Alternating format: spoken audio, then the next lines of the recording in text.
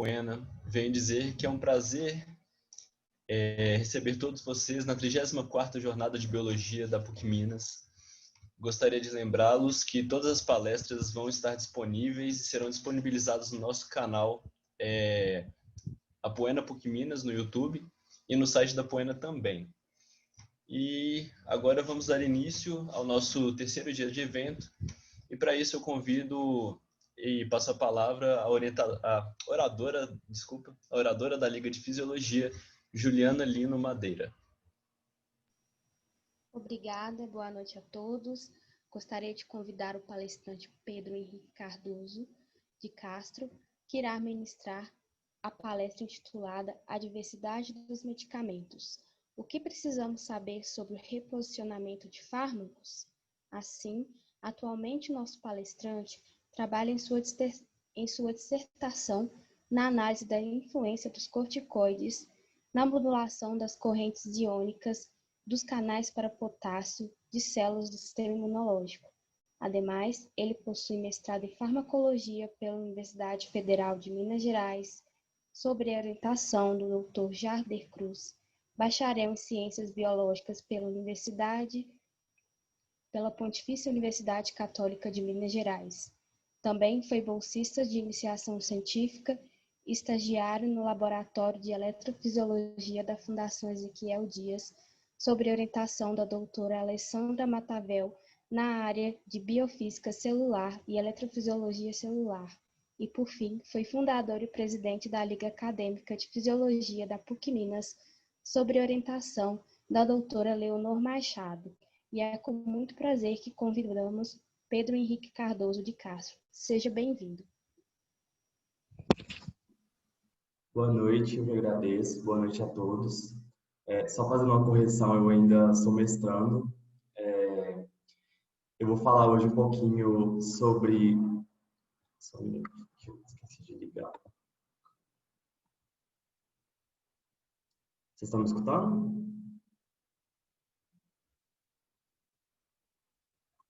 Estamos sim, Pedro. Está certinho. Certinho? Então, hoje eu vou falar um pouquinho sobre a diversidade dos medicamentos e sobre o que a gente precisa saber sobre o reposicionamento de fármacos. Como já foi dito, eu fui aluno aí da PUC e eu sei que no nosso curso de Ciências Biológicas a gente não tem uma disciplina sobre farmacologia. Então, eu trouxe alguns conceitos aqui que vão ser importantes para a gente entender antes de falar sobre reposicionamento de fármacos. Então, a gente tem que entender um pouquinho sobre a diferença entre droga, fármaco, medicamento e remédio. Então, a droga ela vai ser toda substância natural ou sintética que é capaz de modular o nosso sistema fisiológico.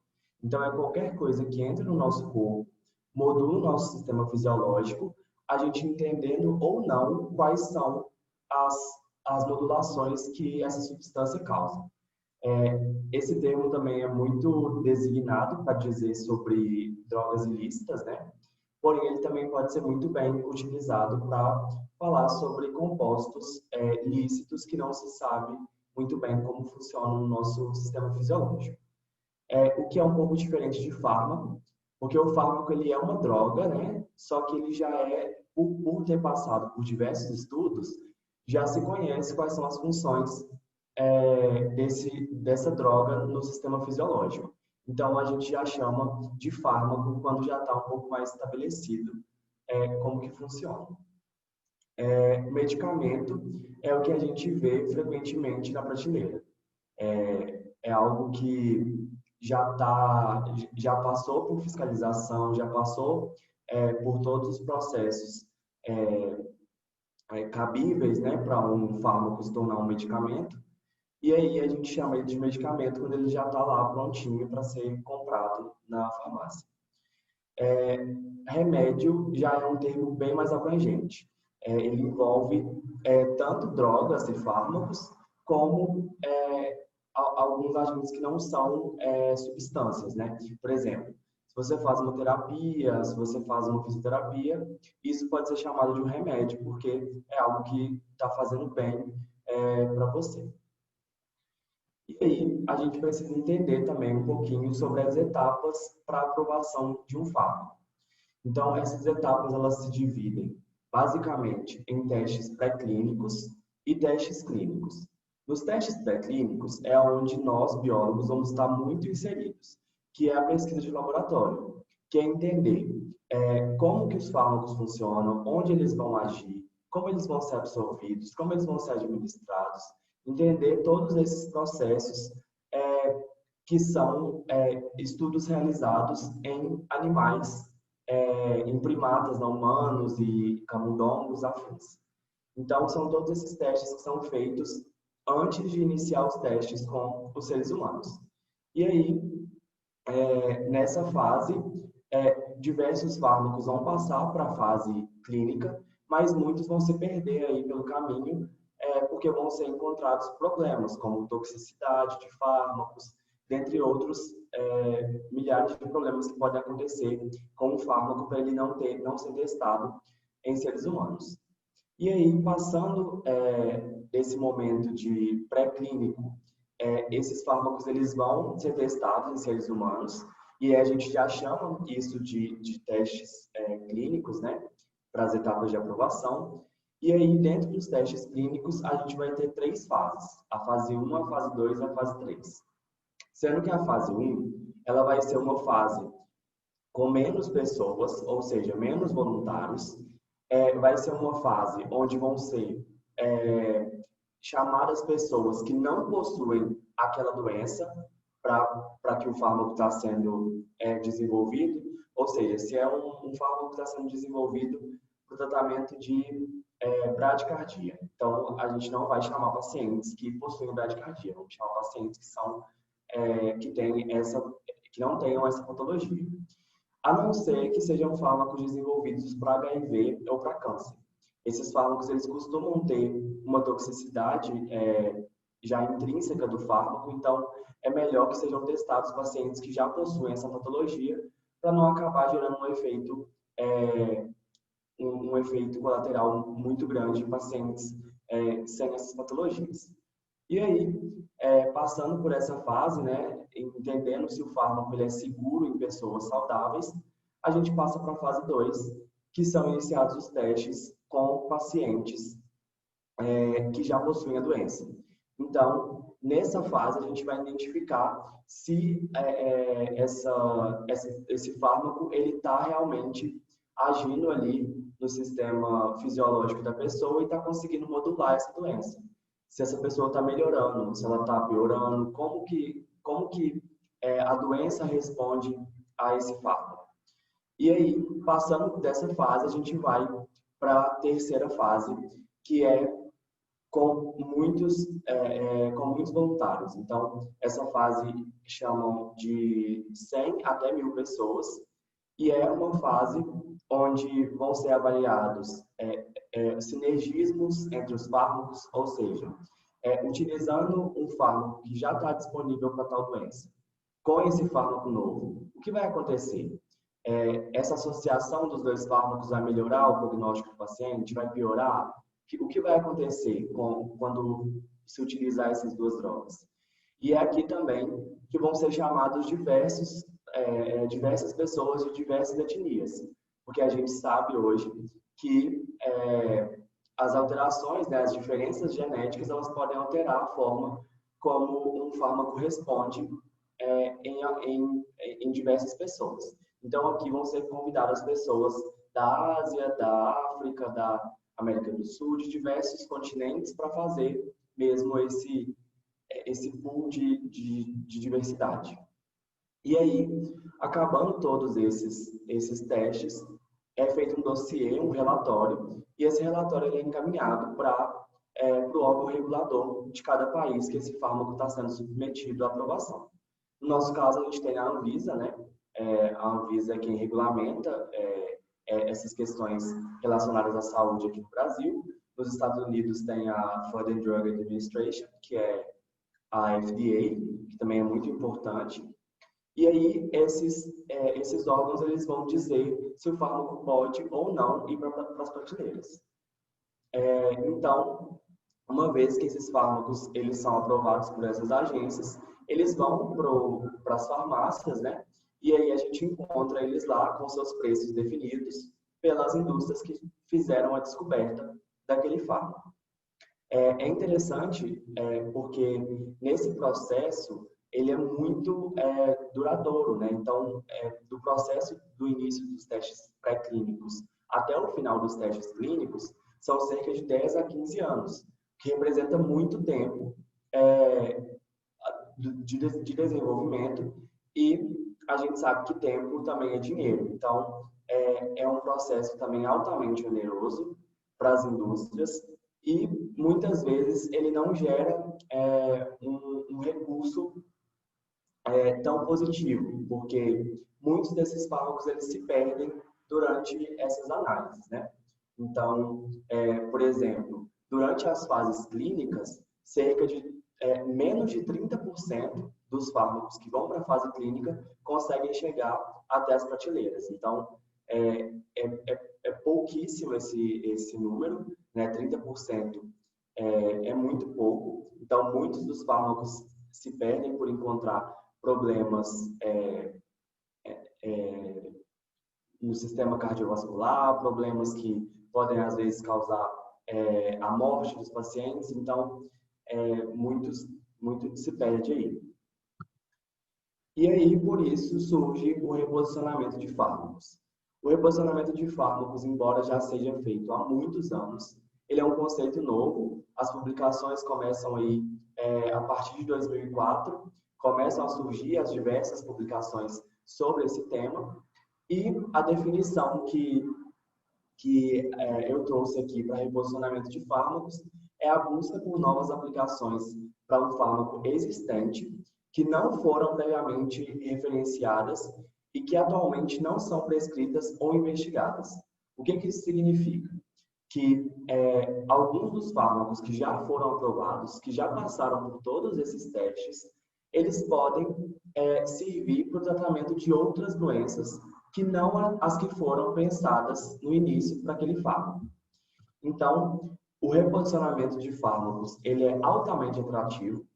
Por quê? Porque ele reduz a taxa de falha relacionada à segurança e à toxicidade, porque ele pula muitas daquelas etapas que já foram testadas a toxicidade e a segurança. Então, isso é altamente positivo. E ele gera uma economia de cerca de 5 a 7 anos para a entrada desse fármaco para a nova indicação. E isso gera uma economia de bilhões de dólares, porque as empresas têm muito mais segurança de que aquilo vai funcionar.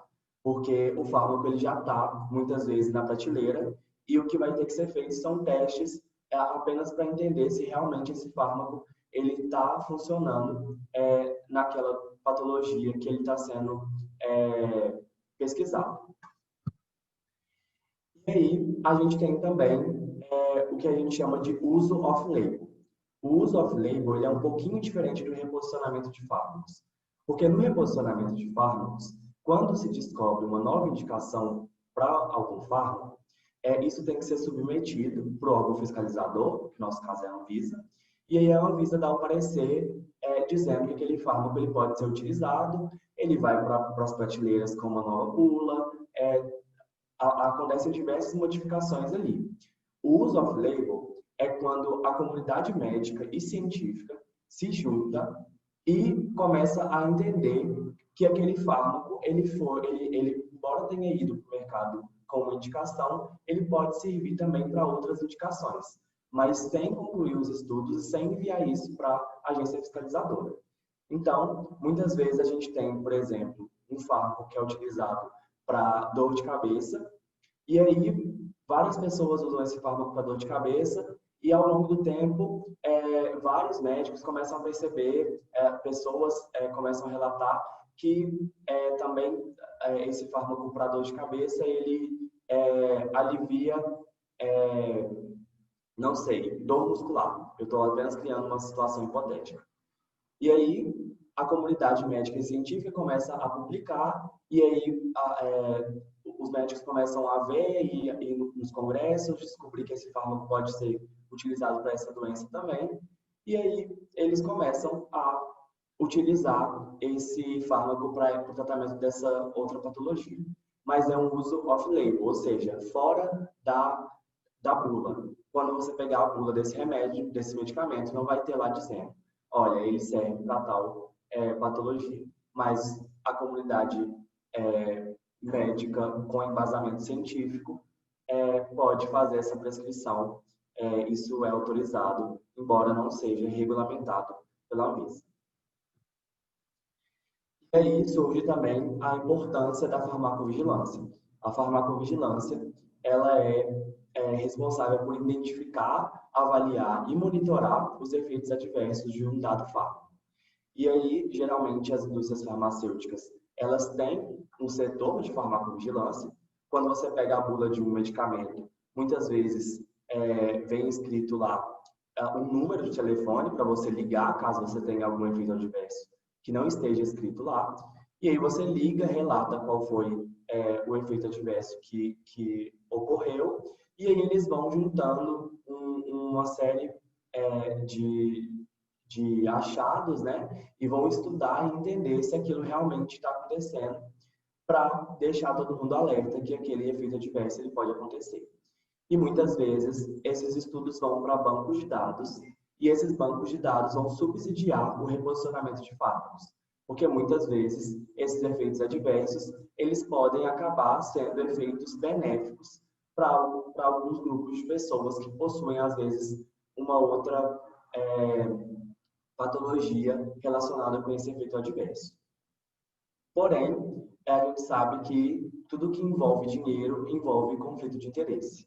Então, algumas vezes, as empresas acabam por não dar tal notoriedade que precisaria para alguns efeitos adversos, porque é muito vantajoso para elas manter aquele medicamento, aquele fármaco ali nas prateleiras.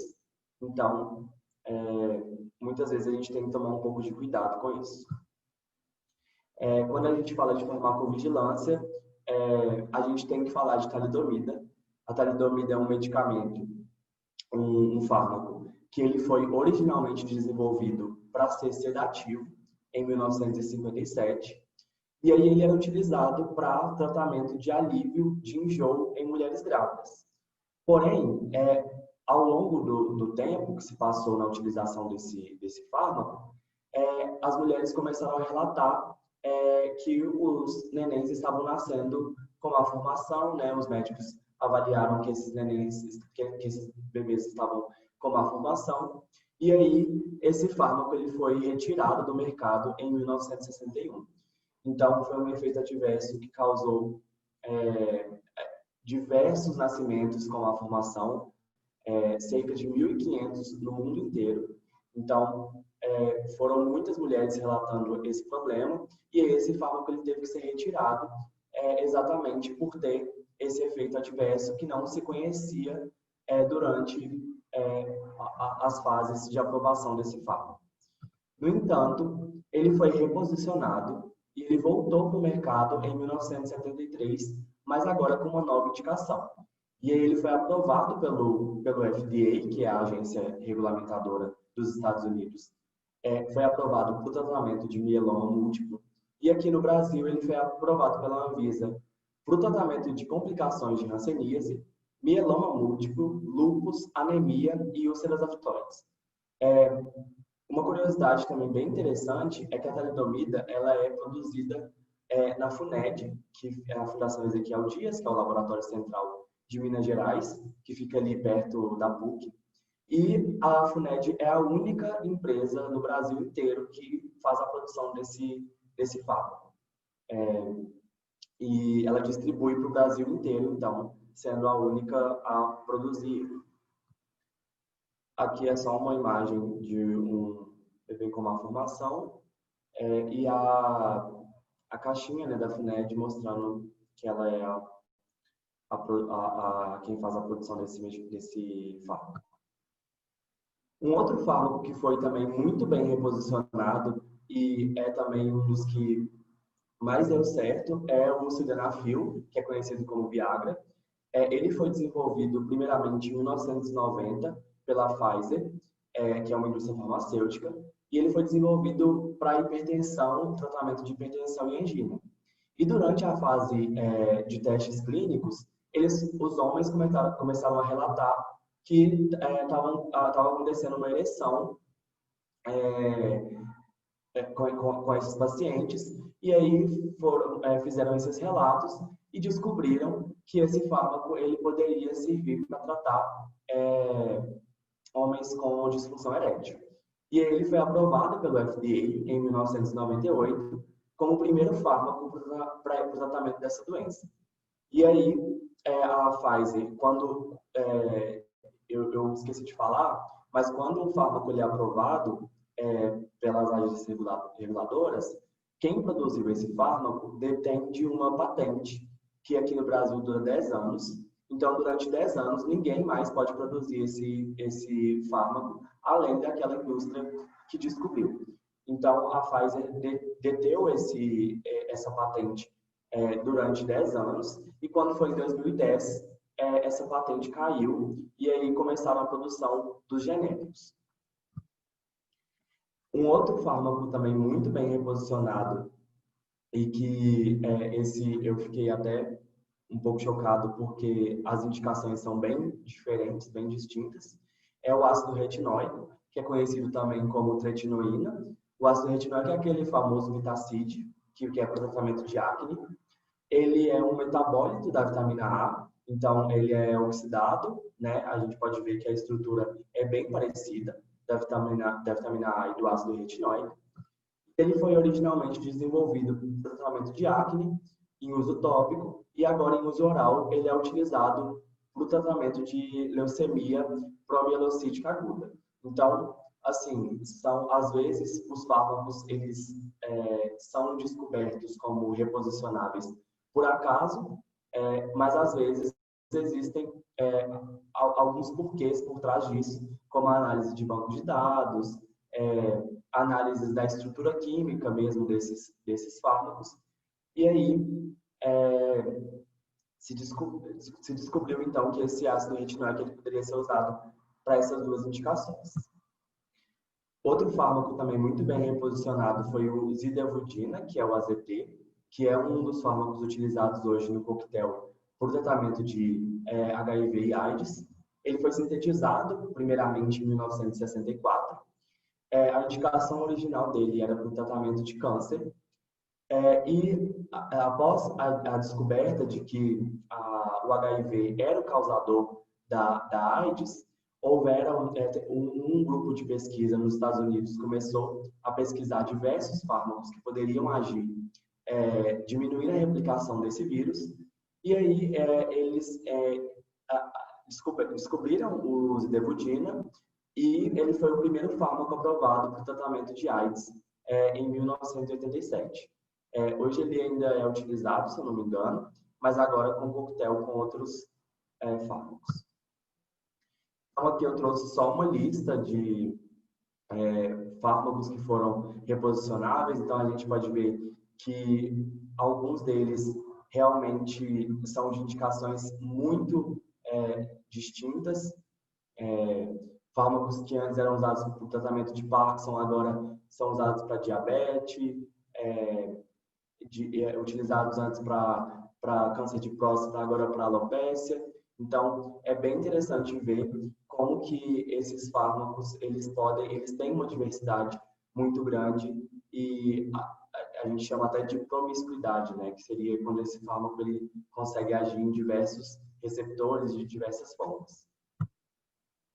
Quando a gente fala de reposicionamento de fármacos, a gente fala de 2020 e um pouquinho de Covid-19, porque esse assunto tomou uma grande notoriedade nos últimos tempos, porque como o Covid-19 é uma doença nova, precisava de uma urgência muito grande para desenvolver algo que pudesse chegar com rapidez para tentar deter esse vírus e essa pandemia, né? Então, ainda existem diversos grupos de pesquisa pesquisando esses reposicionamentos, esses fármacos que podem conseguir agir nesse vírus.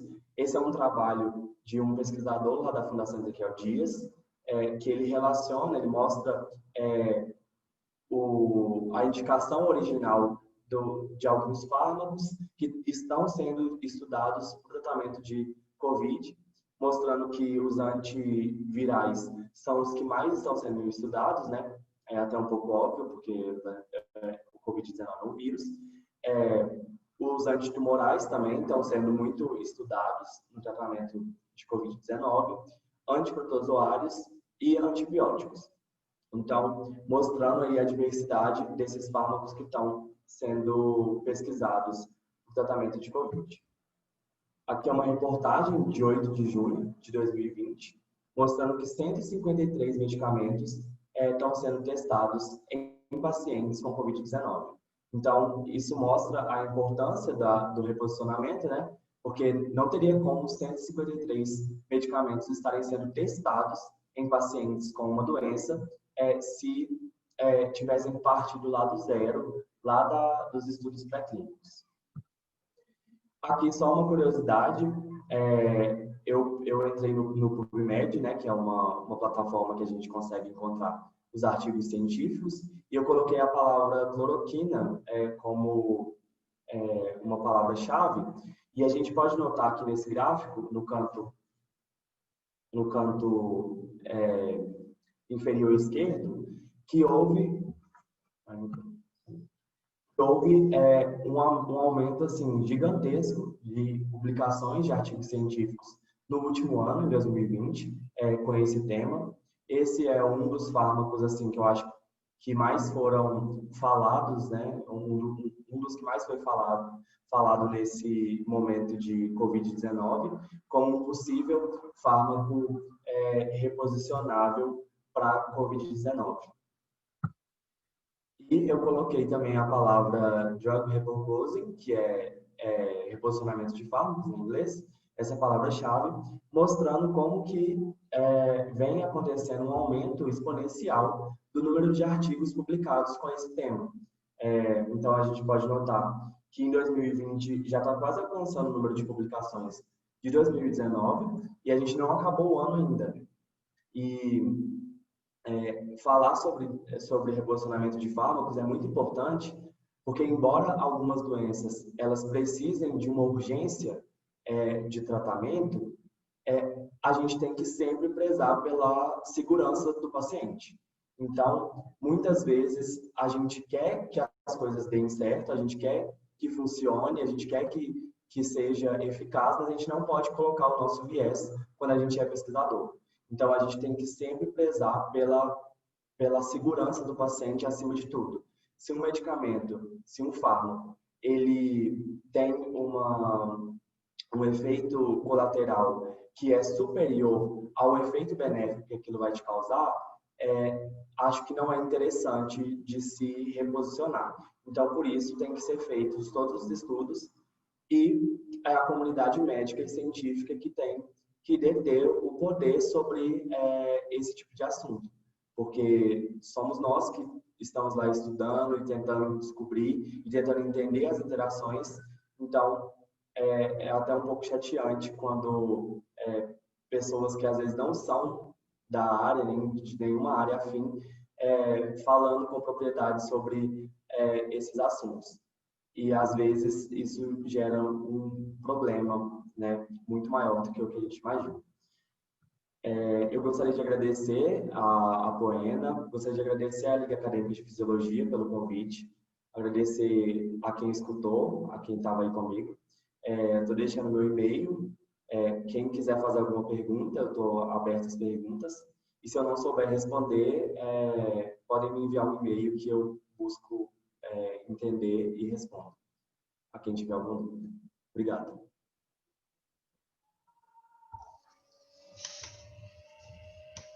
Obrigado, Pedro. E pessoal, alguém tem pergunta? Pode levantar a mãozinha ou escrever no chat que a gente vai lendo. Ou vocês podem abrir o microfone para perguntar diretamente. Pedro, muito obrigada. A palestra foi excelente.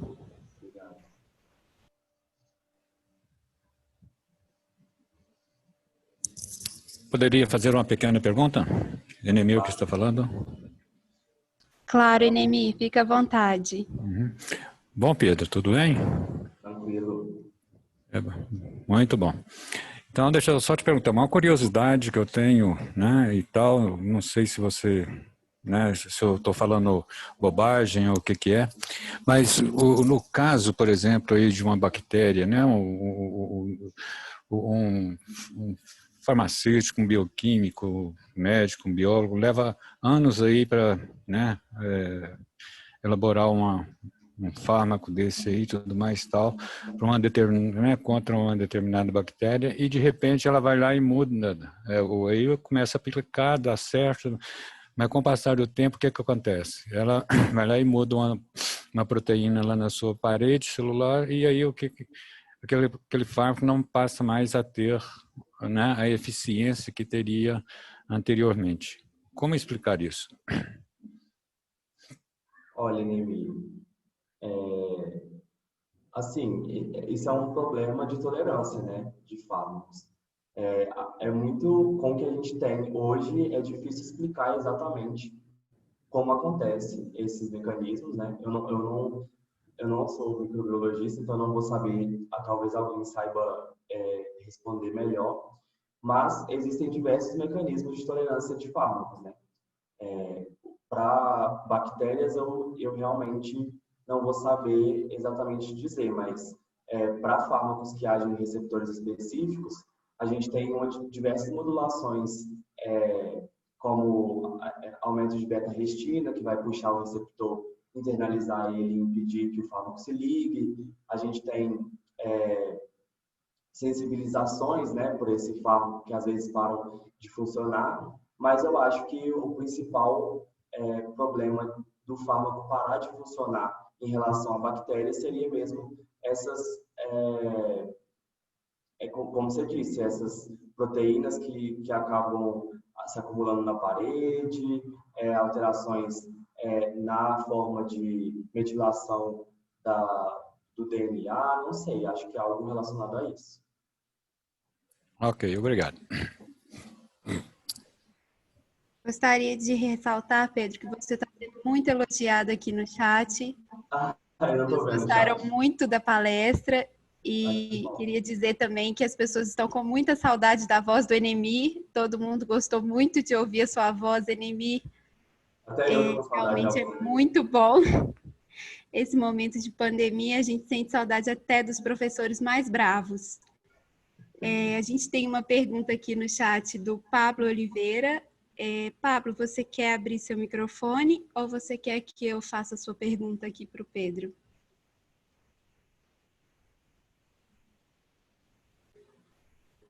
Ele está sem microfone, eu vou ler para você, Pedro. Ele falou, boa noite, Pedro, muito boa palestra. Ele disse que tem uma dúvida sobre a liberação e autorização do fármaco. É o mesmo para o medicamento ou flexibilização do medicamento para autorização é maior? Outra dúvida, porém é mais curiosidade. Qual a diferença entre medicamento e cosmético? Você saberia responder? Olha, em relação à autorização, vão ser autorizações diferentes, né? Porque muitas vezes o fármaco ele já está na prateleira, então provavelmente as exigências da Anvisa vão ser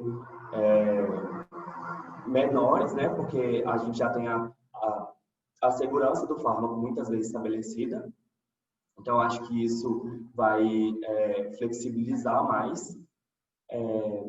E a diferença entre medicamento e cosmético, eu não vou saber dizer ao certo, mas eu imagino que seja que cosméticos sejam mais relacionados com tratamento de condições estéticas e talvez, né, não sei, acho que seria isso. Mas não sei qual seria ao certo a definição. Acho que você respondeu muito bem, Pedro. Mais alguma pergunta, gente? Carol, eu gostaria de fazer uma pergunta para o Pedro. Primeiro, eu gostaria de parabenizar o Pedro pela palestra dele. Pedro, muito boa, muito fácil de entender, muito bem explicada. Agradeço e fico feliz e orgulhosa do Pedro estar aqui falando para a gente. Pedro, a minha pergunta é a seguinte: você acredita que a cloroquina possa ser a talidomida dos anos 2020? Olha, eu realmente não posso afirmar nada porque eu não tenho acompanhado, mas assim, eu tenho um amigo cardiologista que, se falar com ele de cloroquina perto dele, ele realmente surta, porque assim, tem muito efeito adverso cardíaco. Os efeitos adversos cardíacos, na verdade, são um dos que mais impede que os fármacos passem essa fase clínica, porque existem, né, canais iônicos ali no coração que não podem ter interação com os fármacos, porque pode causar arritmia cardíaca, entre outros. Então, eu imagino que a utilização desse fármaco assim, de forma desordenada e sem uma indicação para o tratamento de malária, ela pode causar, sim, um efeito bem maléfico. Mesmo porque a gente não sabe quais serão os efeitos adversos a longo prazo também. Obrigada, Pedro, pela sua resposta.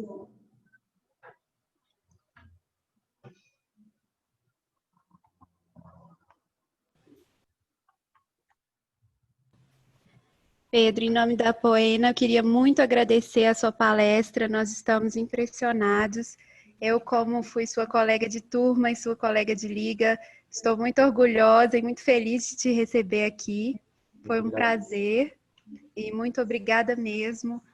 A palestra foi muito boa, muito didática. Eu estou muito feliz, muito orgulhosa e muito impressionada com o seu trabalho. E é um prazer mesmo receber você aqui, assim, é bom ver que nossos colegas estão crescendo e ver que a nossa ciência está caminhando, assim, e ver que a gente tem um futuro, por mais que o nosso país esteja passando por momentos muito difíceis, a gente ainda tem um futuro e a gente ainda tem espaços para a gente conquistar, assim. Então, Sim, é muito bom te receber aqui. Eu queria até ressaltar, né, isso que muitas vezes a gente acha que a gente não pode se inserir no meio farmacêutico, e a gente tem espaço sim para estar ali, a gente é capacitado para isso, a gente pode trabalhar na indústria farmacêutica, a gente pode trabalhar tentando encontrar novas possibilidades para o tratamento de novas doenças, né? Na verdade, a gente costuma falar velhos fármacos para novas doenças, né? Reposicionamento. Então, a gente pode trabalhar atuando no desenvolvimento de novos fármacos, na farmacovigilância, em diversos setores da indústria farmacêutica. Não é porque não somos farmacêuticos que não podemos estar lá também. E eu agradeço imensamente, também fico muito feliz de rever, mesmo que de forma virtual, só pelas vozes, Luciana, Nemi, você, todo mundo que perguntou e agradeceu, agradeço muito. É um prazer. Pedro, só acrescentando uma coisa interessante dentro do que você falou, é que a gente tem que pensar que nós temos uma diversidade florística e faunística muito pouco explorada, né? E perdendo essa diversidade a cada dia mais, e que a potencialidade do Brasil, né, da ciência brasileira, não só através da farmacologia, mas da própria taxonomia, da própria fisiologia, da própria toxicologia, para poder descobrir esses novos fármacos. Cada vez que se estuda, por exemplo, a pele de um anfíbio, né, existe um estudo parado, né, verificado logo quando uma filomedusa foi descrita há um tempo atrás, que a secreção tinha capacidade de matar Trypanosoma cruzi. Só que não houve interesse, né? Não houve interesse de alguns setores de continuar o processo de estudos para poder ver o que poderia ser tirado dali. Então, acho que é uma área do Brasil, uma área rica para o Brasil, que economicamente, porque a indústria farmacêutica é uma indústria rica, né? É um setor econômico em que eu acho que o biólogo tem ainda muito que avançar e que pode ser uma solução econômica. Não a soja, não o café, não o boi, mas a farmacologia a partir da nossa diversidade faunística e florística, né? Então, isso eu acho que é uma coisa interessante da gente ressaltar. Mais uma vez, muito obrigada, viu? Eu que agradeço. Obrigado.